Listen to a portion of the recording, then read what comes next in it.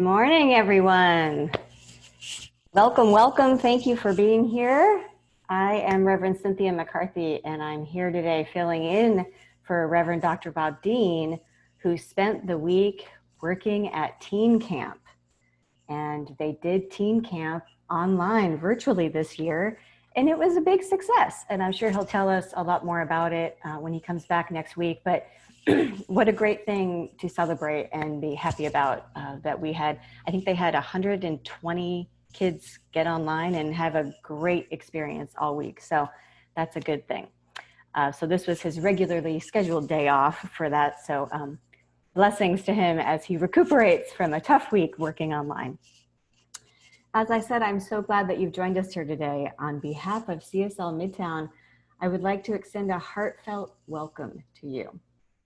We celebrate you, whoever you are, wherever you are on your spiritual journey. You're an expression of the divine. You're an expression of life, and we welcome you here today. Such is the nature of life, that all it asks is the opportunity to show up. And how about that? You are that opportunity, and so am I, and so it is. So we like to start off our services by reviewing our Declaration of Principles. So if you're new to us, this will be good information for you to take a look at to see what we believe. And if you've been around for a while, it's a good reminder. We'll get that up on the screen. Thank you, Vance. I believe in one God, one absolute power and first cause to all things. I believe that this power is perfect love, and it creates out of a desire to express love. I believe all thought is creative, and how I choose to think creates my personal experience. I believe in the unity of all life and the immortality of the individual soul forever unfolding. I believe in the eternal goodness, the eternal loving kindness, and the eternal givingness of God to all. And so it is. Now, our center has prayer practitioners who really serve as the healing arm of our community. And they go through years of training and have so much valuable experience with affirmative prayer. And this is the part of our service where we invite one of them to kick things off and share their perspective and insight and lead us in a spiritual mind treatment. So I'd like to introduce my friend, Judy Ailey. All right. Thank you, Cynthia. You shall know the truth, and the truth shall set you free. This is the theme of the week. And this originally has been attributed to the great teacher Jesus. And it's in the New Testament in the book of John. Today's affirmation is that I recognize the truth that the infinite lives within me and expresses its divine nature in me, as me, and through me. As most of us have heard by now, Congressman John Lewis made his transition this past Friday. To me, he is the personification of what we are talking about today. You shall know the truth, and the truth shall set you free. About a year before his death, he tweeted a now very famous quote that has been everywhere, but I'm going to read it again because it's so good. He tweeted this: "Do not get lost in a sea of despair. Do not become bitter or hostile. Be hopeful, be optimistic. Never be afraid to make some noise and get in good trouble, necessary trouble. We will find a way to make a way out of no way." And he was also quoted as saying, "We are one people with one family. We all live in the same house. We must find a way to say to people that we must lay down the burden of hate, for hate is too heavy a burden to bear." I am proud to say that Congressman Lewis was my congressional representative for as long as I can remember living here in Atlanta. And he did his job well. And I like to sort of think about him as our local Dalai Lama. when you were around him, and he always seemed to be showing up at places, at events in the community. I even saw him at the grocery store one time. When I was ever around him, there was such a presence of love and respect that radiated from him. So I sort of, it reminded me of what being around the Dalai Lama may have been like. I haven't been around him yet. So anyway, I like to think of John Lewis as my local Dalai Lama. So what does this really mean? You shall know the truth, and the truth will set you free. There is a liberating power in the truth of spiritual awareness. This statement is calling us to a higher consciousness, to a higher awareness, and that when we have this higher consciousness, there is a liberating freedom that comes with it. When we speak of truth, we are talking about something more than whether something is true or false or fake, or whether we even think something is right or wrong. When we speak of truth, we are talking about something greater than this. This is referring to a truth that is deeper and truer than the appearance of anything else. It's a truth that is available to all. It's of a higher order. It's absolute. It's unchanging and immortal. This truth is that the infinite spirit of life lives in us, through us, and as us in the world. And that this presence and power is the truth down into the core of our being. It is the truth that sets us free. It is this truth that allows us to know that we are one with others on this planet, as Congressman Lewis said. It is this inner truth that allows us to overcome whatever circumstance we may be facing. I'm going to close this part of it with a quote from Albert Camus, of all people. So Vance, if you'll put that up on the screen, let's see if we can do it. No, he said, "In the midst of hate, I found there was within me an invincible love. In the midst of tears, I found there was within me an invincible smile. In the midst of chaos, I found there was within me an invincible calm. I realized through it all that in the midst of winter, I found there was within me an invincible summer. And that makes me happy. For it says that no matter how hard the world pushes against me, within me there's something stronger, something better, pushing right back." All right, so with that, I hope you will join me in a spiritual mind treatment. We shall know the truth, and the truth shall set us free. Just get comfortable wherever you happen to be. And if you feel comfortable where you are, please close your eyes and take a couple of nice, slow, deep breaths. And let us know this together. I recognize and know that this presence of life, this truth, is the ultimate reality of life. This presence, this power, this spirit is everywhere. It's in me, as me, and through me. It's in all the expression of life that I see around the world. It's in every person. It's in every situation.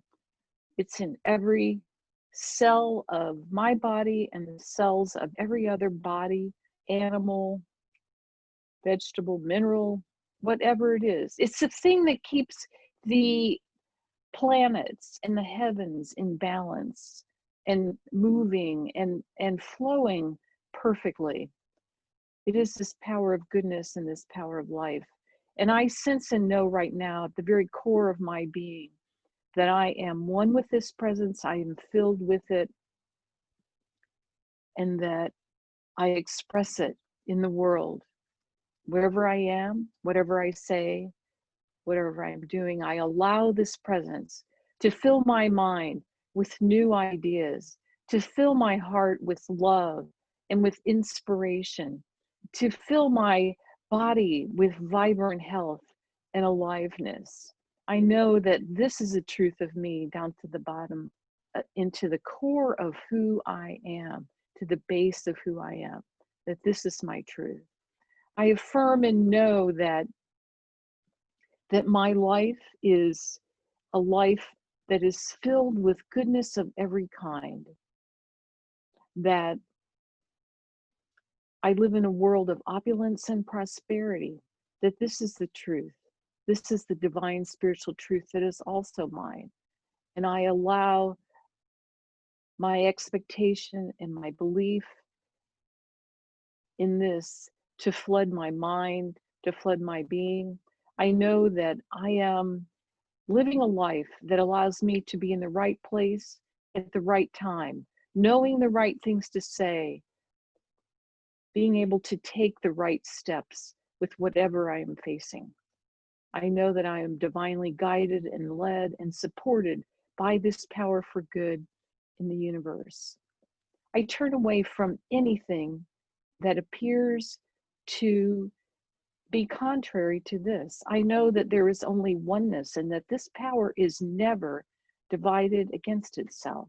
So I turn away from any idea of the necessity of illness, of lack, of limitation, of poverty, of struggle, of strain. I let go of that and those ideas, and instead I replace them with the knowledge, with the wholehearted belief and expectation of good, of life expanding in greater and greater good, that all is in perfect order, that all is well, that the best is yet to come.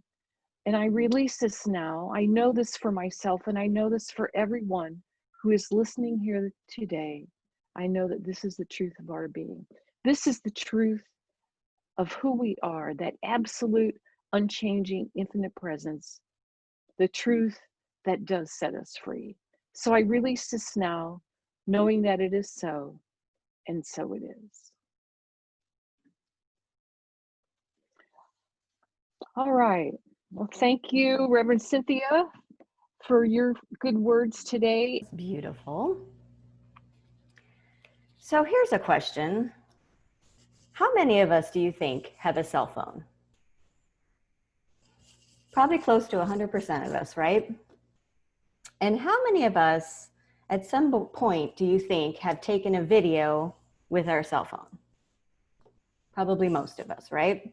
I know my phone is full of videos. Every time my dog does something goofy, I have to get that on video. And I have little birds that have a nest on my patio. I'm always trying to get them on video because they're really cute. And, you know, if you scroll through my phone, you'd probably see some videos of, like, if my kid was in a play at school or got an award, you know, you have to capture the moment. So I have a video of that. So my videos aren't very exciting, I will admit.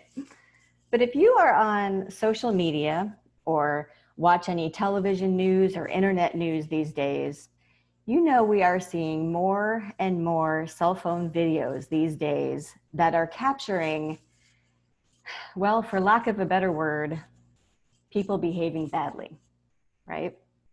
We are seeing racist attacks and police brutality, violence, destruction of property. We're seeing, seems like video after video of grown adults throwing tantrums in, you know, grocery stores over mask policies and during a pandemic. And I saw one video the other day of someone holding a black delivery driver at gunpoint because it was a gated community and they didn't think he belonged in there. There were cell phone videos just over the weekend of, you know, suspicious arrests of protesters that kind of looked like kidnappings. And just every day there are more and more videos going viral all over the internet with these bad things happening. And if you go back to just a couple months ago to the murder of George Floyd and think about how that was captured, you know, there were these bystanders that came upon the scene of his arrest and they knew that they were seeing something wrong. and they felt they had to document the situation, and they pulled out their cell phones to have the truth of the situation recorded. And that's what these videos are doing. They're showing us the truth of situations, right? It's recorded on camera right there for us, and it's just bringing things to light for all of us to see. So the question is, why are we doing this? Why are we as a collective whipping out our cell phones to record these things and then broadcasting them all over the place? I thought it was so nice of veteran journalist Dan Rather to give me a quote today for my talk. On Friday afternoon, he tweeted out, "Where would we be without cell phone cameras? I sometimes wonder how history would have been different if we had them sooner." And he's right. These videos, as depressing as many of them are serving an important purpose. They're showing us the truth. You know, the master teacher, Jesus, as Judy mentioned, taught us that knowing the truth sets us free. We're going to talk more about that in a minute. But while these videos are definitely showing us the truth, they're showing us what I like to call the lowercase t truth. We're seeing current conditions as they really are. But in this teaching, in the science of mind and new thought, we learn pretty early on that conditions are changeable. Conditions are not the capital T truth of who we are, the capital T truth of our unity, our oneness, harmony, and peace. I think it's fair to say that these are some pretty unprecedented, wild times we're living in. There's a global pandemic still going on, certainly an economic crisis, what seems to be a long overdue reckoning on racism, and arguably one of the most contentious election seasons we've ever had. We look at what we're experiencing and we are disappointed and frustrated, and some of us are just plain overwhelmed. It seems like every time I see the latest viral video, I just think, what is wrong with people, right? You probably are feeling this too. This can't be who we really are. We're frustrated because we feel uncomfortable. And we feel uncomfortable because we know better. We know this isn't the capital T truth of who we really are. This friction and chaos and discord is life pushing us toward recognizing our truth. There is freedom in knowing how bad a situation really is so that we may mindfully choose something better. I'm going to say that again because it helps me feel better in the midst of all this chaos. There is freedom in knowing how bad a situation really is so that we may mindfully choose something better. You know, there's that saying, the truth hurts. And I don't care for that saying, but I think we're there. We're hurting as people, as a country, as a world. There has to be a better way. I think if we're unhappy, it's because deep down we know this. Our capital T truth is the better way. That's the truth that ultimately sets us free if we can see beyond these conditions that we are overwhelmed by in experiencing. Now, Jesus was the great example, not the great exception. He was the great example. And when we look to his example, to living as one in unity with the Father, our source, he saw beyond conditions all the time. He mastered that. You don't ever see Jesus whining about the condition. He declared the truth. Now, we might not be as great as Jesus, right? That's not really the point. We always approach life from our own level of consciousness, whatever that may be, wherever we are. The effort is ours to make. It is up to us every day to decide to live from our truth. Now, like Judy, looking at today's topic, I also thought about Congressman John Lewis. Now, he made his transition on Friday, as we all know, and I was reading all these tributes to him and articles about him yesterday, and I'm not from Atlanta, so I knew that's where what he represented, but I did not know that his district office was only a mile and a half away from our center. That's how close by he was. This man had a lifelong commitment to a better America, to a better way for America. That was his truth. One particular quote I read really resonated with me from his book, Across That Bridge, A Vision for Change and the Future of America. He said, faith is being so sure of what the Spirit has whispered in your heart that your belief in its eventuality is unshakable. That is a very science of mind type declaration. This idea of knowing our truth and believing in it so much that its manifestation is inevitable. We know that's how the law works. It's done unto us as we believe. Our unity, our oneness, our harmony must come to pass because we believe in it. It comes to pass because we believe in it, we seek it, and we embody it. Okay, now, those are nice words, Cynthia, but how do we do that, right? I'm all about, give me a spiritual practice or a method of prayer or an exercise to do. Help me shift my consciousness into knowing the truth. So I have an example from my own life, and I have to admit, I hesitated to tell this story because it's embarrassing, but I'm going to go for it. Okay. I live in a regular neighborhood with lots of beautiful houses. It's beautiful. And I don't know all my neighbors, but we have a Facebook group page for the neighborhood. And so I've sort of gotten to know a few of them from that. And there is a person in the neighborhood who I do not know, who has posted some comments in this group that I don't necessarily like or agree with. And I know which house is his from his posts. And this being an election year, he has signs in his yard supporting a particular candidate that I don't like.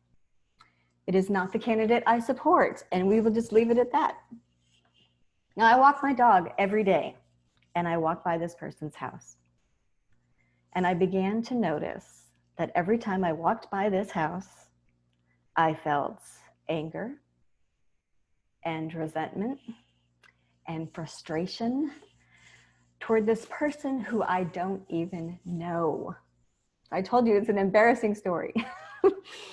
I'm a spiritual person, and this was really bothering me.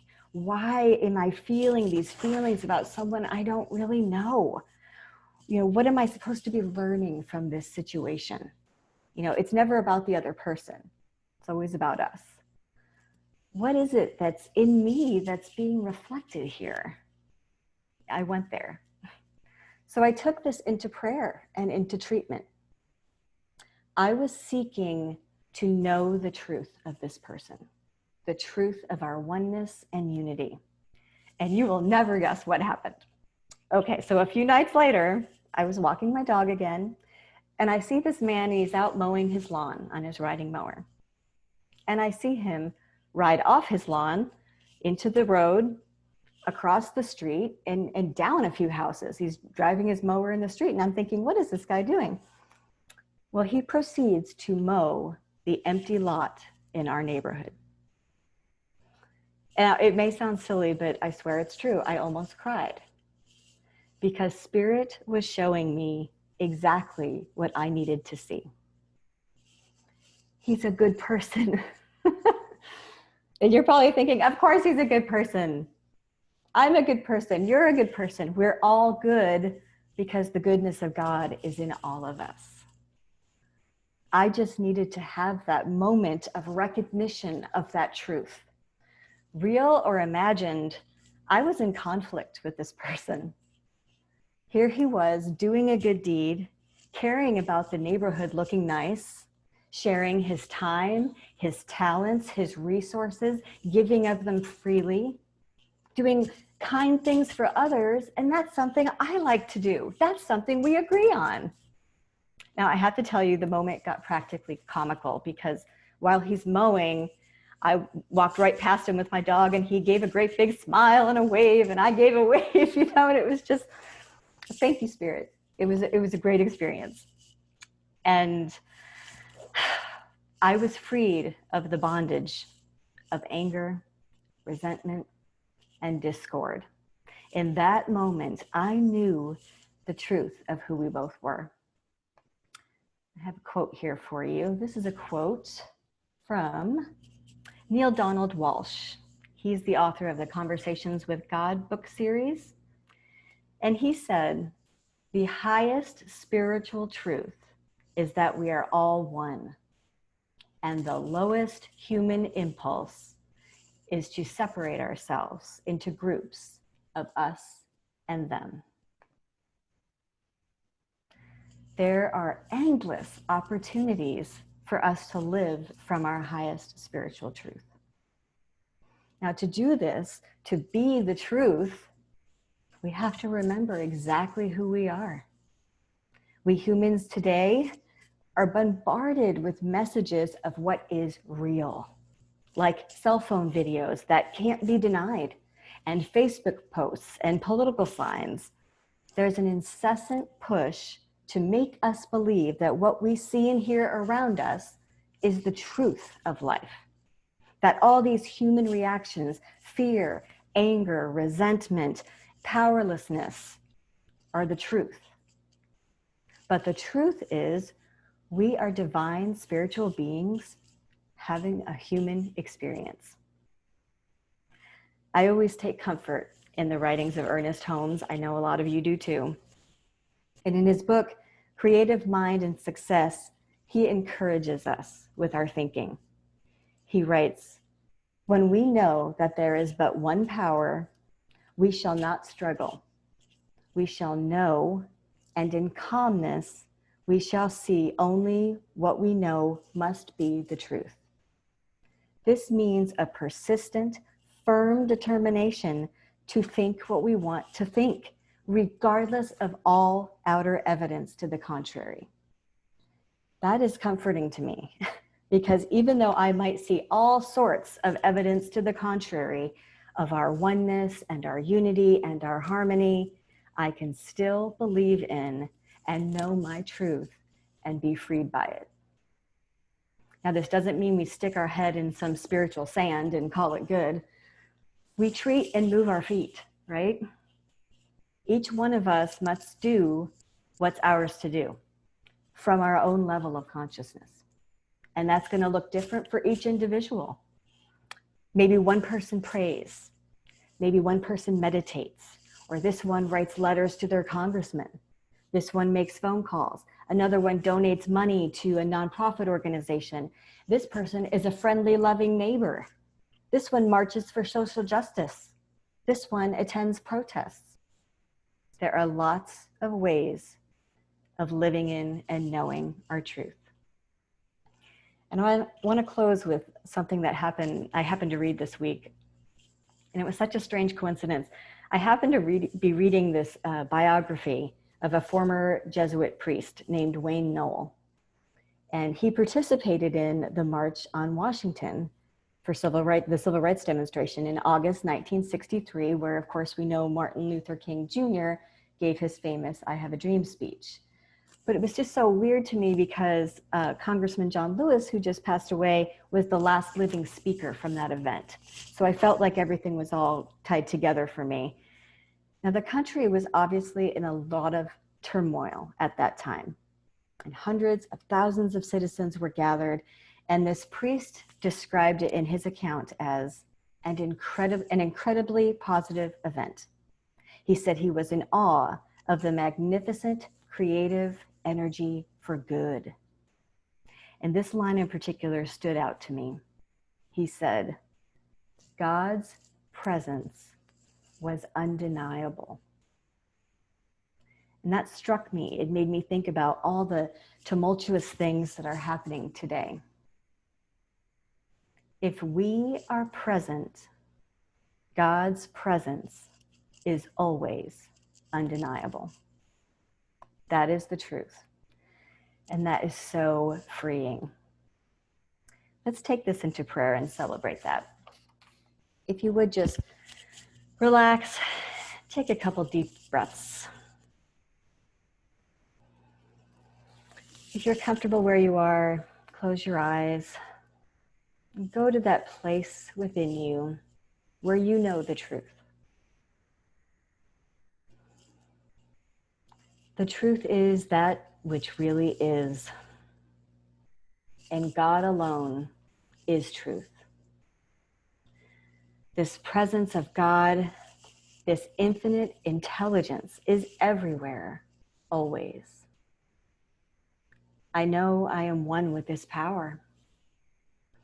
I am the free creation of spirit, and I know the truth of freedom. I recognize the truth that the infinite intelligence of God lives within me and expresses its divine nature in me, as me, and through me. The truth of my life is that God's peace is at the center of my being. I know this is true for me, and I know it is true for all who hear this, for all life. The truth of my world is that it is heaven, right here, right now. Despite any human opinions I might have, any false beliefs, judgments, or fears, I know my real world is spiritual, perfect, and heavenly. I know that even when I see evidence to the contrary, everyone exists as spiritual beings, including me. I accept this for myself. I choose to live with ease and grace, freed from any human limitations. I recognize my harmonious self, and I'm receptive to seeing this in others. I'm determined to know the truth today. And I expect to see more and more great things in my world, more unity, more love, and more compassion within all people. I know, trust, and believe that there is a greater good at work always. Nothing can inhibit the action of God, which is the truth of my life. And I am so grateful for this. I celebrate the truth of this treatment. I speak this word as the word of spirit, and I joyfully release it, knowing it is so. And so it is. And now we have a song called "The Truth Will Set You Free" by Lydia Clark and the Gospel Writers.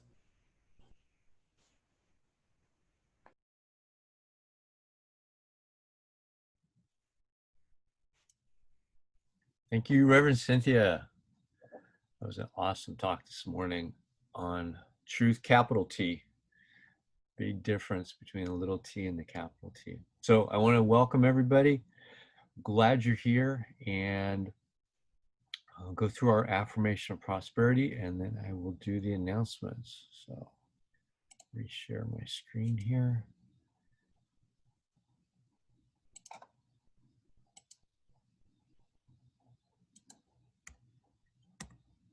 So I live in a universe of abundance. As I freely give, I join in the divine flow, and all that I share with life returns to me multiplied abundantly. And so it is. And it's easy to give. You can go online to the website, www.cslmidtown.org/donate. You can also mail in your donations to the address, which is in the chat. Center for Spiritual Living Midtown, P.O. Box 14303, Atlanta, Georgia 30324. And we had a couple of announcements next week. Continuing our theme in July of the Unchained Spirituality, we've got Dr. Bob back talking on the Tao of Freedom. That should be an interesting talk. And then during the week, if you want an update of some just spiritual check-in, Reverend Bob is doing this on Tuesdays and on Thursdays. Tuesday afternoons, 12 to 12:30, and Thursday evenings from 6 to about 6:30. Same Zoom meeting you got on for today's chat, 404-996-1302. And that link's on the website as well. And if you follow us on Facebook, you'll see it in that and in our newsletter. So if you're not on our newsletter, you might want to get on that. Go to www.cslmidtown.org, and there's a little box there to sign up for that. Our new contribution system, ACS Realm, is up and running on the website. It's real easy. If you are a regular giver, you can set that up as a ongoing contribution. I did that. It's really easy. You log in, create your ID, put in your account information, and set the priority that you want it to do, whether it's every week when you get paid, every 2 weeks when you get paid, once a month, however you want to set that up. We would appreciate that. That gets you set up, ready to go, easy to do. If you've got something going on during the week that you want help with, we have practitioners. You met Judy Ailey earlier today. She is one of the co-practitioner leaders for us, and they're there to help us. Anything we got going on, reach out. There's a link to the practitioners on the cslmidtown.org website as well. And I am going to turn it back to Reverend Cynthia right now. Okay, I'm back. Thank you, Vance, for that and for stepping in and doing the announcements and for making sure everything runs smoothly. You guys have no idea what a treasure. What would I be without Vance? What would Reverend Dr. Bob be? We are so grateful to you. We're also very grateful. I want to give a quick shout out to Doug Moody, who works tirelessly trying to get our music selections. And we have some changes coming up with that in the future. Doing things online, we're all learning new ways and new rules to follow. And it's just, we are so grateful for his work as well. So let's wrap things up with our affirmation of life. This is the truth. And you're still all on mute, so I suggest you shout this out in your home where you are. I leave this place now, knowing something better than I knew before. I go forth into the world with a heart full of love and a mind full of good sense.